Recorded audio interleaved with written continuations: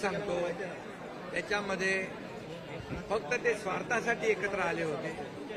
लोकसभेच्या निवडणुकांमध्ये fake narrative पसरवून लोकांची दिशाभूल करून मतं घेतली आणि मतं मिळाल्यानंतर ज्यांनी मतदान केलंय त्यांच्याच पाठीत खंजीर खुपसला. मग त्या लोकांनी विधानसभेमध्ये त्यांना जागा दाखवली. 2.5 वर्षामध्ये महायुती सरकारला मी मुख्यमंत्री असताना मला फक्त रोज शिव्या, आरोप याशिवाय दुसरं काही दिलं नाही. देवेंद्रजी उपमुख्यमंत्री होते, त्यांच्यावर आरोप एवढ्या खालच्या थरावरचे केले की जेलमध्ये टाकण्याचं कारस्थान केलं. तू तर राहशील नाही तर मी तर राहीन म्हटलं आणि काय काय म्हटलं अजून ते मी बोलू शकत नाही असे शब्द वापरले. आता आपण पाहतोय काय बदल झालेला आहे, काय जादू झालेली आहे.